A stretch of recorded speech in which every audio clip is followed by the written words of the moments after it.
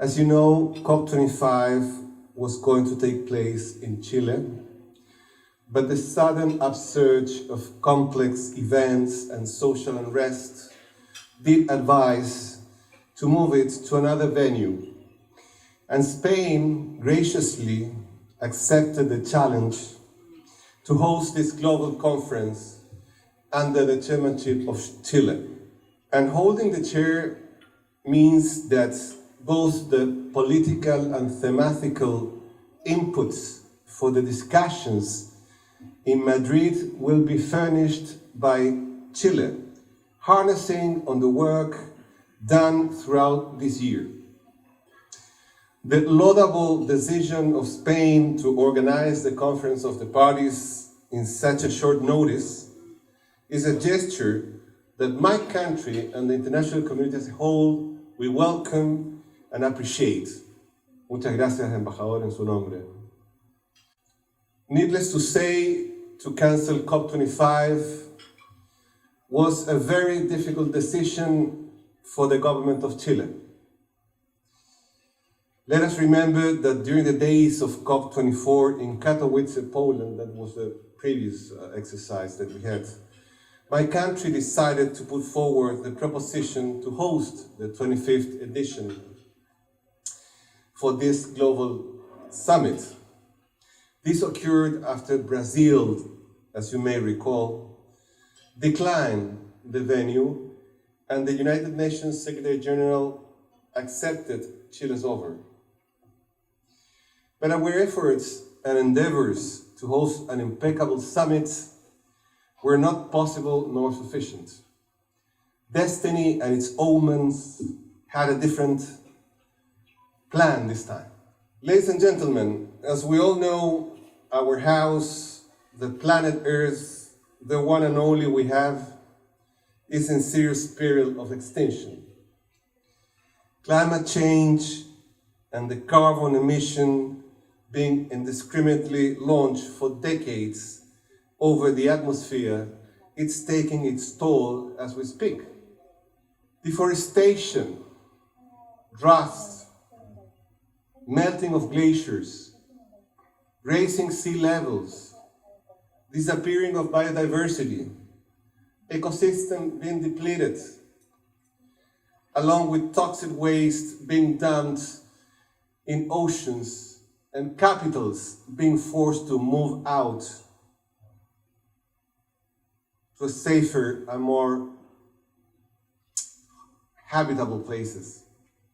Describes not a nightmare or something unreal, but rather the outline of a pressing reality that we as human beings, inhabitants of this spaceship we call Earth, are confronted with now.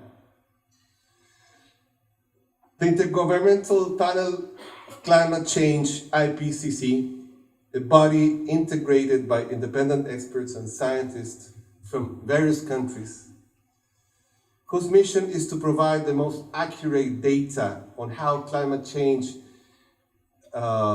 is affecting our planet, released its last report 2 months ago with a stern warning. Unless the international community does compromise now on decisive action to substantially diminish and neutralize global warming caused by climate change, by 2050, that is in 30 years' time, our home, the Earth globe, will face a point of no return. This is to say, in plain terms, that if we do not reach the benchmarking of 1.5 centigrades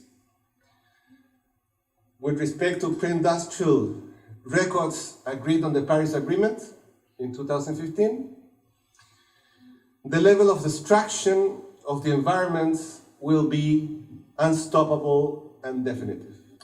So what is the international community and the United Nations doing to bring about effective responses to this global threat?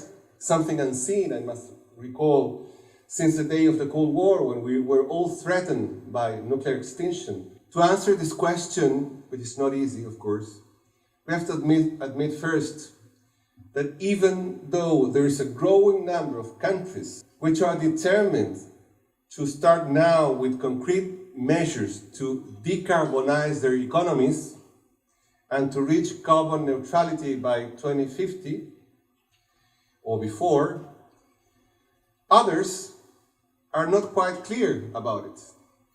And the big problem is that among them we find out the major pollutants contributors. Let us remember that the United States has decided to step out from the Paris Agreement. And this single country represents 13% of global emissions. China represents 26.8%, India 7%, and Russia 4%. The EU, conversely,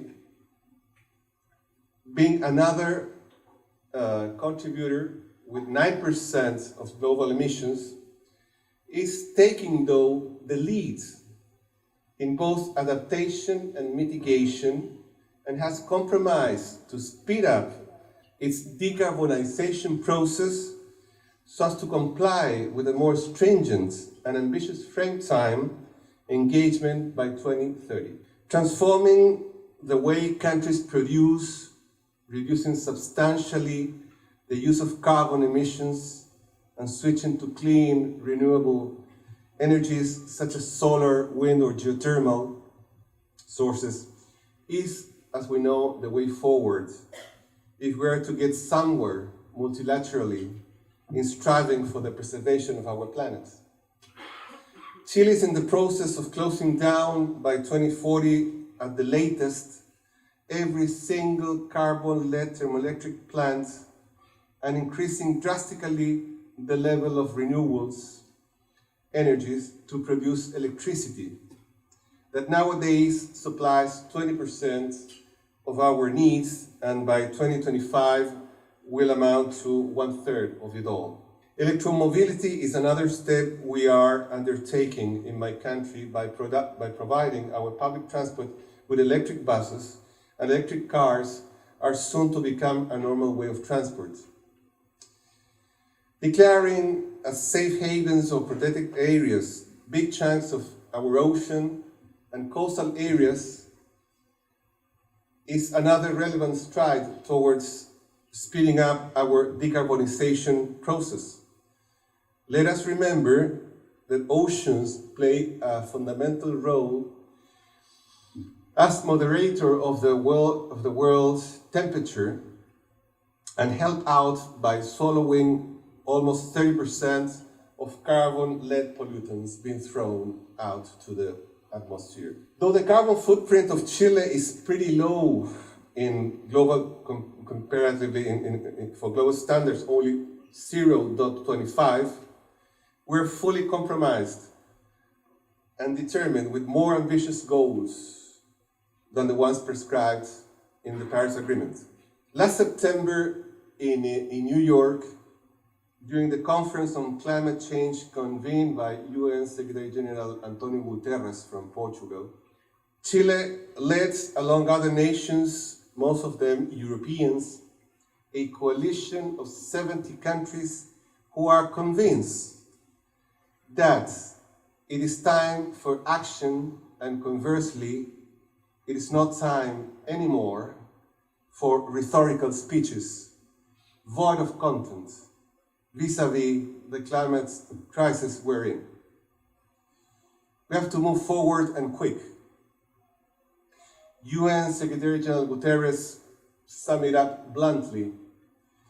This is not a summit, meaning September's gathering, to come to talk, to negotiate. Nature is non-negotiable. However, and while with the clock is ticking away, we come across with more worrisome facts that speak out of leniency and troubles ahead. The former president of the Ipcc, International Panel on Climate Change, this is the scientist branch of the Kyoto Convention, an awarded scientist, Robert Watson, went public a couple of months ago, stressing that according to his research, out of 182 countries who are part of the Paris Agreement, I mean the ones who signed up the treaty in 2015, who have submitted carbon emissions kind of plans to comply with the Paris Agreement's benchmarking, only 20% of them have been considered consistent with the standards required, and most of them are from EU nations. This is really worrisome. Ladies and gentlemen, year 2020 marks an important milestone for CC action. The Kyoto Protocol comes to an end, and there will be the first revision of the level of compliance with the Paris Agreement. Therefore, member states will have to submit and present updated plans in both adaptation and mitigation to fight climate change. The expectation among many countries, including mine, who are striving for a more ambitious approach, spreading out among as many states as possible, is that by achieving this goal, that is to say, to reduce carbon emissions, to decarbonize our economies, by 2030, we should go even further than was agreed on in Paris 2015, because according to the scientific data, those agreements have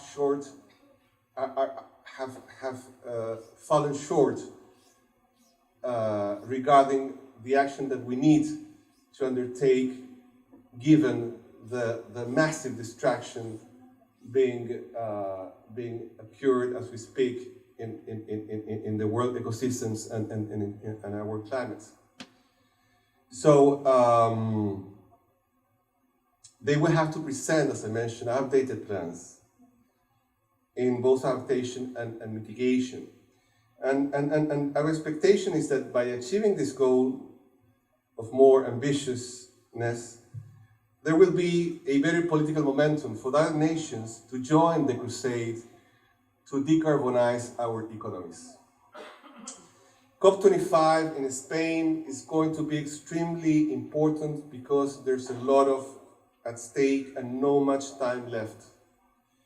Chile as the president and Spain as the host shall bear a great responsibility in trying to bridge over differences among several countries and group of countries about compliance with Paris Agreement, and also to prepare the atmospherics for the hopefully reloaded version coming up in 2020. This COP25, as opposed to previous conference of the parties, more focused on hashing out the Paris Agreement provisions, will concentrate its work on the implementation of its provisions. Also, there is high hopes that there will be deliverables on Article 6 of the Paris Agreement, which deals with the share of the private sector in fighting off climate change. Without the private sector involvement, there's no way forward. And this was one of the fundamental topics that slipped away during the negotiations in Katowice, Poland last year. There was no agreement as to how to proceed further with Article 6 of the Paris Agreement, which is a cornerstone of this convention. In the meantime, civil society organizations worldwide are doing a great job to persuade governments, parliaments, and private sectors about the urgent need to take decisive action against the dire climate change crisis we are in. What has been achieved and done by Greta Thunberg in shaking up both world leaders' minds and political and business corporations in every corner of the globe is, in my opinion, simply unique. And I wonder, If a Swedish teenager of 15 years old is capable to express and represent millions of human beings, demanding radical change on how we understand and fight the climate crisis, thereby trespassing every single layer of our societies with a clear message, don't you think that it's time for all of us to engage further in raising our voices and get rid from the can-do-nothing approach or attitude towards a climate phenomenon that is menacing the very foundations of human life in our spaceship? Seems to me the answer is yes, we can. To close these words, I would like to quote what UN Secretary General Antonio Guterres uttered last September in New York. I do not want to become an accomplice to the destruction of the home where my grandsons are supposed to live in. Well, dear friends, neither do I, and nor the immense majority of mankind. Thank you very much.